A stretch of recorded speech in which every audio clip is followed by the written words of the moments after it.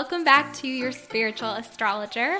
I'm Maxine Luthia, your host, and in today's episode, I'm walking you through what does your moon mean in your birth chart? What does it actually mean? What does it tell you? How does that differ from your sun in your birth chart? All of that good stuff. So that's what I'm getting into in today's episode. I'll give you just kind of run through some of the major meanings of that, what it signifies, the moon in your chart. And then at the end, I'll answer some questions you wrote into me over on Instagram when I did a Q&A in my stories. And lastly, I'll walk you through, okay, what does your moon mean by the element that it's placed in? So you'll either have a water moon, an earth moon, a fire moon, or an air moon. So I'll be walking you through that at the very end. And if you didn't know, this is part of a series, a 3-part episode series. So I did your sun in the last episode. Now I'm doing your moon and then your rising. Because if you know a bit about astrology, you might know that your sun, moon, rising are very important. They're really getting to the core of who you are, of your birth chart, of your life, of why you're here. And I find that your moon is often really misinterpreted just because it's less known than your sun. Because oftentimes when you learn astrology, you learn what is your zodiac sign, that's your sun sign, and most people don't know their moon and they'll go their whole life not knowing that, and that's fine. But when you do know it, man, can it be helpful. So that's what I want to share with you in today's episode. And of course, in the next episode, we'll get into your rising. Okay, so, and if you don't know, if you're new to this podcast, welcome. I'm Maxine again, and this podcast is really meant to be a resource for you to learn astrology in a more soul-centered and empowering way. And that's what I teach inside Spiritual Astrology School, my 4-month signature program, complete with a certificate of completion. It's super in-depth. And we start September 1st for the fall semester. I only run this twice a year, so if you want to get in on that, I'll put the link to that in the show notes for you. And I'm mentioning that today because, surprise, if you didn't know, but the doors just opened for that. So if you have wanted to join, if you've been curious, go check that out. But you learn everything really you'd want to know to read charts in a really empowering, impactful, soulful way. You learn about birth charts super in depth, but also how to really blend everything together to make sense of it, to feel confident looking at a chart and seeing it come to life a bit more. And then adding in divine timing like transits, progressions, solar returns, and really understanding what is most important to know about your chart. What are those keys that your birth chart is giving you? So I'm super passionate about that program, if you can't tell. So if you want to learn more, go check out the link below and feel free to reach out to me with any questions. And I also have a discount code for you for a limited time. So if you go to the SAS webpage there at Spiritual Astrology School, you'll see that. And that's just for a limited time. So if that is something you're interested in, make sure to check that out now or after this episode. And yeah, there's beautiful testimonials as well from graduates of Spiritual Astrology School. And if you're listening and you're one of them, I'm so grateful for you and so proud of you. So anyway, let's get into this episode before I get emotional. But if that is something you're interested in, of course, would love to have you be part of that. So the moon, what does the moon represent in your birth chart? How can knowing more about your moon really help you? So in astrology, the moon is one of the 2 luminaries. That's what it's called. So we have the sun as the first luminary we looked at in the last episode, and now we have the second luminary, which is your moon. Right? They both give off light in the sky. And you can think about that to start to understand the differences in your birth chart. Because of course, they're part of your big 3. They're very important. They speak to this core of who you are. But your sun is a bit more visible. Just like the sun brings daytime, whereas the moon brings nighttime. It's associated with that. So we have this conscious light of the sun that's a bit more visible to others. And then we have the moon, which is the subconscious part of ourselves that sometimes we ourselves aren't always as aware of or as kind of in control of. Okay, so starting there, just to begin to tease out the differences. The moon in your birth chart is a bit more private. It is more hidden. It comes out at night. And in your birth chart, it comes out when you're in the comfort of your own home, when you're cuddled up on the couch on a Saturday, or what do you do when you feel really comfortable with someone? How do you act? That's when your moon feels comfortable to kind of come out of the darkness. So just to start there, but your moon itself really does represent your innermost being, in the sense that whereas your sun is something you're here to grow and evolve into and shine out into the world for everyone to see, and it speaks to your purpose in a really big way, your moon can represent your innermost being that is so personal to you, and it speaks to your past lifetimes of things that you're oftentimes a bit more comfortable with, those patterns. That's not to say that you identify all the time with your moon. Some people really do, some people don't. Again, it depends on your birth chart, what's strong in your chart, all of that, what phase of life you're at. But your moon is going to represent sometimes deeply ingrained patterns that have roots in the past. So be that past lifetimes, be that your DNA, your ancestry, your family, your early life conditioning, that the past, your moon is representing that. And the sign that your moon falls in starts to flavor that. It tells you, what are we looking at with your moon? What are those things that you are really comfortable in that have shown up time and time again over lifetimes or early in life? What was really ingrained into you in some way? So in that sense, it speaks a lot also to who you are, to who your conditioned self is. All right. So again, your sun, moon, rising, all aspects of yourself, but at different layers, different levels, different parts of you. So with the moon, it can speak to other themes like home and family, your roots, your ancestry, but more broadly, it's speaking to the past and what you're bringing forth into this lifetime. So sometimes because the moon, going back to what I shared earlier, you're a bit less conscious of it. And because, again, it comes out at night, the same kind of concept here where you might feel a little less aware, especially before you start this journey of self-awareness of what are the shadows of your moon. Because your moon shows you what are those patterns that sometimes don't always serve you as well too. So it might show you, like, let's say you have a Pisces moon, you might tend to escape from things rather than really allowing yourself to be present with it and knowing your power and standing in that. And that can come from past lifetimes or early in life. Whereas, let's say if you have an Aquarius moon, you might tend to try to get emotional distance and pull back on things or detach in relationships. And again, that's showing you what is that deeply ingrained pattern that came from somewhere. And now you're learning to say, okay, this serves me in some way, but in some ways it doesn't. So it's similar in that when you're looking at your sun, you want to always be mindful of that you're growing, evolving into the highest expressions of your sun sign. The same thing here with your moon, but you might really tend to already over-identify with some of the shadows. So this gets into really deep astrology there of looking at some of these patterns that might kind of nag at you a bit, that you may feel a bit emotional about. And why that is because the moon also relates to your emotional needs, to your early life way of being nurtured. And it's very instinctive in that sense. So it shows you, how do you process your emotions? When you feel something, what does that look like? Like, I'm a Scorpio moon and I feel things so deeply. It's like all consuming. And when you learn about your moon sign, it helps you to understand, oh, that's how I process my emotions in a really big way. And it allows you to get perspective that not everyone's going to have that same experience. And that might sound obvious, but when you really have a strong moon sign, that might not always feel like, it's just something that comes so naturally to you, especially when you're younger. You just think everyone has the same experience, but of course we all have different ways of processing things.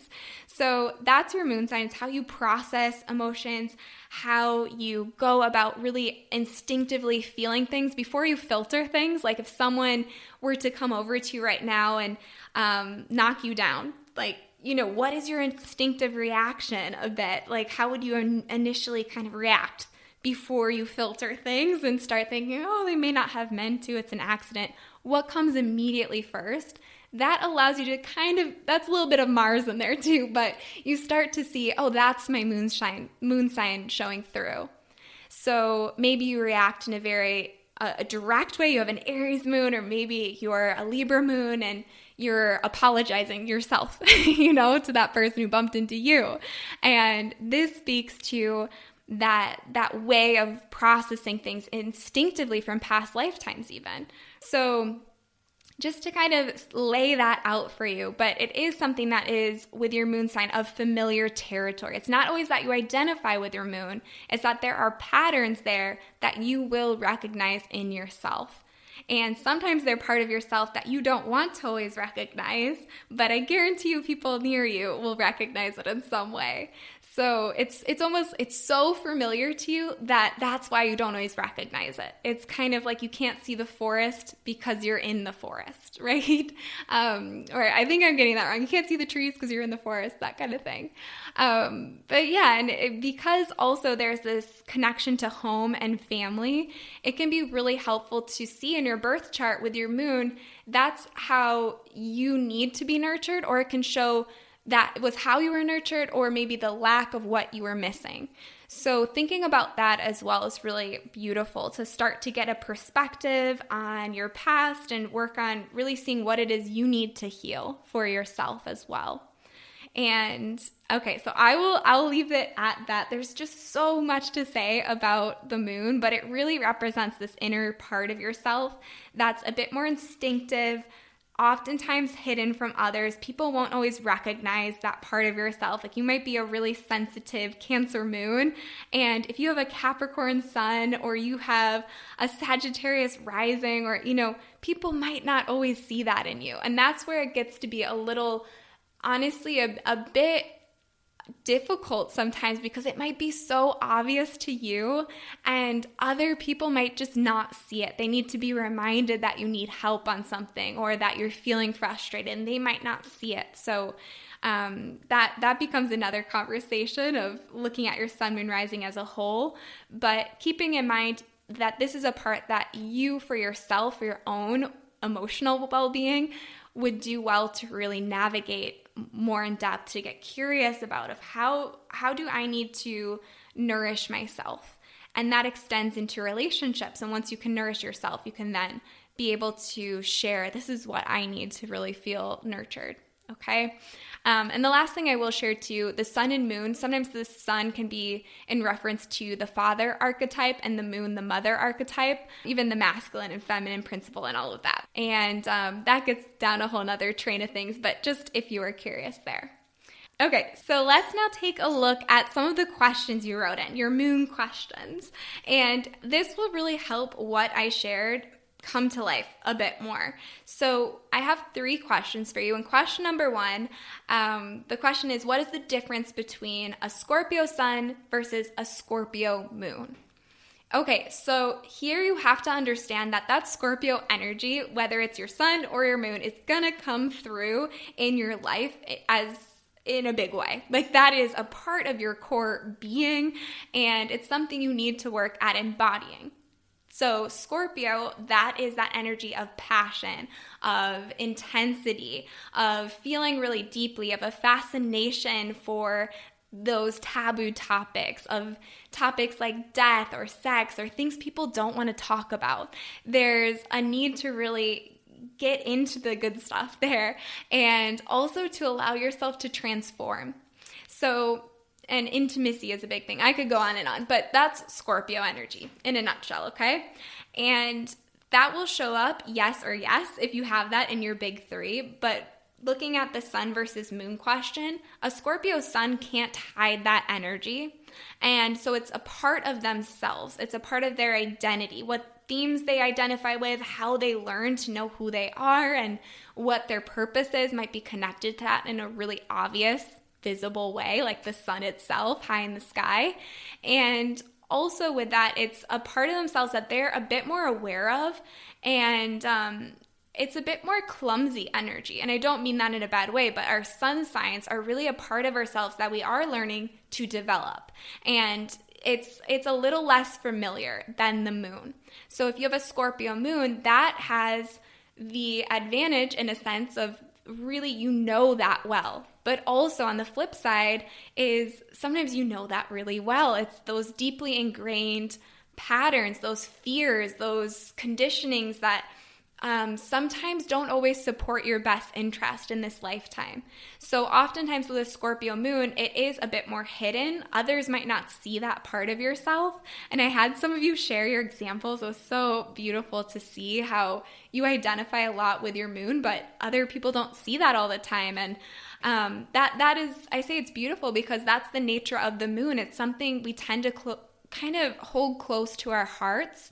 And whereas your sun is going to be much more visible and your rising when we get to that.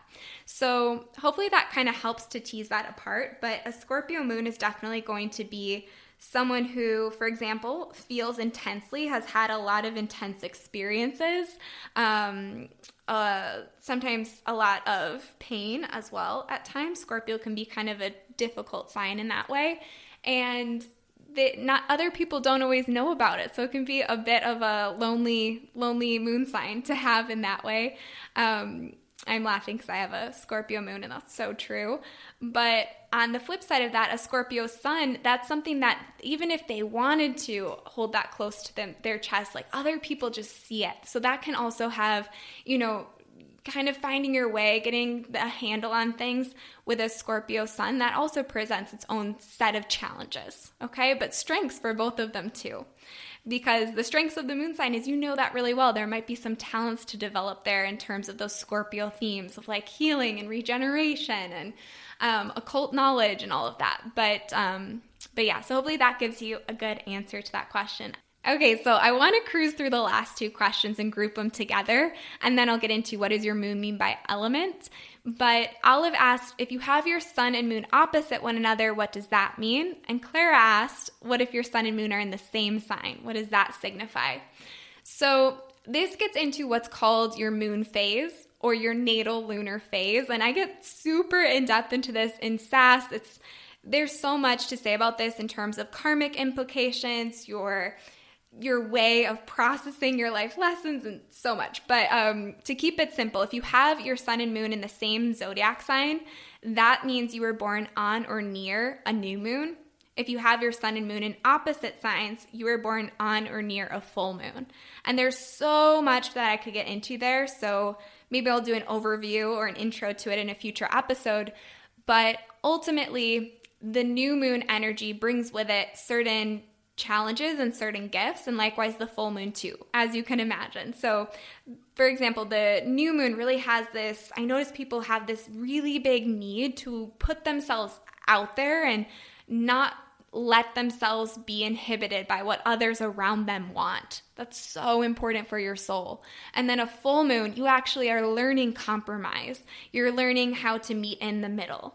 So much more I could say about that, but hopefully that starts you off on the right track. And just knowing that if you're looking at this, yeah, your sun and moon in the same sign, that's a double dose of that energy, but it's even more. And if you're born on the dark side of the moon, it might show up differently. And likewise with the opposite signs, it's not like they cancel one another out or that's two opposing energy. With polarities in astrology, there's always the middle ground. Like Gemini and Sagittarius, they both are opposite, but if you have your sun and moon signs there, the meeting in the middle would be this search for knowledge. So hopefully that answers those questions a little bit, but great questions to get into. All right, so let's take a look at fire sign moons first. So this is if you have your moon in Aries, Leo, or Sagittarius. And often I'll notice that people don't always resonate with what they hear, at least, about fire sign moons. But what I notice is fire sign moons really are meant to have their emotions at the surface. So oftentimes they'll be very passionate. They have to be mindful of not leaning towards just reacting too quickly. But how you process your emotions is at a quicker pace than most people. So you might feel big emotions and then they'll be quick to dissolve.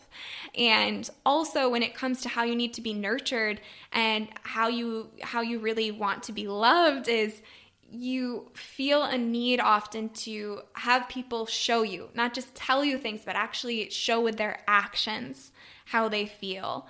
And it's really important for you also to just let yourself express yourself really in a big way and be free and feel spontaneous and feel uninhibited, like not feeling held back or too contained. There might be sometimes as a shadow here feeling like you have to do everything on your own, so you're learning that you actually get to invite people in, okay?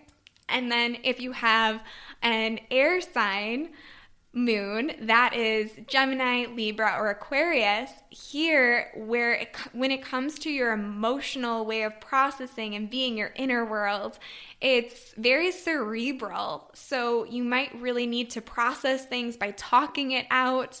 You might want to journal about it, or there's a need to really verbalize how you're feeling. And that's how you connect to it. And you have to make sure here this shadow is not overly verbalizing things and not allowing yourself to sit and process it. So that's really important. And when it comes to relationships, it's a meeting of minds. So wanting to really share your thoughts with one another and feeling like when you're with people, even just being with people, it can feel very, very comforting. And then an earth sign moon, that's Taurus, Virgo, and Capricorn, the way that you need to process emotions, the way that your inner world works is just you need to feel a sense of inner security, of structure, of practicality. You thrive when there's routines and you know what step you're on and where you're headed. So with an earth sign moon, it's very connected to like, where are you at now in life or in the relationship and where are you going? So, and also when it comes to an earth sign moon, sometimes you have to be mindful that they like to process things at their own pace and not be rushed. So rather than, a fire sign moon where you might feel things really quickly and then they kind of peter out, or with an air sign moon, the way they access that inner world is through thoughts and verbalizing, wanting to talk things out. And earth sign moon is much more self-contained in that emotional processing. And even in relationships too, that comes out. So something to be very mindful of. And they like to feel a sense of groundedness around them and structure. All right. And then a water sign moon. So this is if you have your moon in Cancer, Scorpio, or Pisces. This is where your inner world and how you process your emotions is very sensitive. So you might notice that you feel things very deeply. You can be very empathetic at times, and you're very connected to your emotions. So you need to make sure that you give yourself enough space to really feel things out, to not just, bulldoze over your emotions, and you might feel things very big. So sometimes there's a flooding of emotions that you might feel, and you have to learn how to ride out that emotional wave in a sense, and knowing that when you feel really emotional, that's just part of your process. So learning to accept that a bit more. And also to not block that off, because with the moon, again, that's a part of yourself that you might hide within yourself. And sometimes with the moon, you have a fear of that. So that can be something that I notice with people with water sign moons. So allowing yourself to relate to your emotions and your feelings in a different way, where you allow yourself space for that, but it doesn't become something that just becomes who you are. So again, getting some distance there. And in relationships, water sign moons really need to connect with emotional intimacy and being able to share how they feel and just have that met with love. So yeah, and again, you might have aspects of this in your chart in other ways. So be mindful as maybe you re-listen to that too and listen to, well, okay, what else do I relate to and how might that show up in other parts of my chart? But also, what about your partner? What about your friends? What about your family members? Who are those people in your life who you want to help feel more close to you, to nurture in a way that speaks to how they need to feel nurtured, how they can feel emotionally secure and good. Your moon speaks to how you bond with others. So if you feel that you want to really understand someone better and know who they are, knowing someone's moon and just listening back to the element it falls in can really help you out in knowing, oh, this is how, not what they're hiding, but this is a part of themselves that they might not always feel comfortable or safe to share. They might feel that's a part of themselves that they don't know is safe to share with the world and share with you. So it can be helpful just to learn about that, and then, not to tell someone what their moon sign is or the element, but asking them questions about that might help them. If you know someone's an air sign moon and you are a water sign moon, you're like, oh, they need to process things verbally, whereas you need maybe space to feel things. Or a earth sign moon is going to be very solution oriented, right? Whereas a fire sign moon is like, they just need to feel things and act it out in a healthy way, right? But they might just, oh, nope, they're over it. They don't need to talk it out or to find a solution. They already figured it out on their own in the moment. They just need to express it. So it's really interesting and curious when you start to learn about not only your moon, but others, and you see how oftentimes some moons pair better than others a little. Like, it's just easier. It's not like one is doomed or something. It's just, you can see how in relationships it's helpful to navigate what another person has as their moon, how understanding that and letting someone feel free to open up and share that with you is such a beautiful gift that you can give someone. So yeah, so do with that what you will. I think it's a beautiful way to get to know people better. But that's all I have for today's episode. So I hope it was helpful. Of course, if it was, I would love to hear about it. So feel free to reach out to me on Instagram.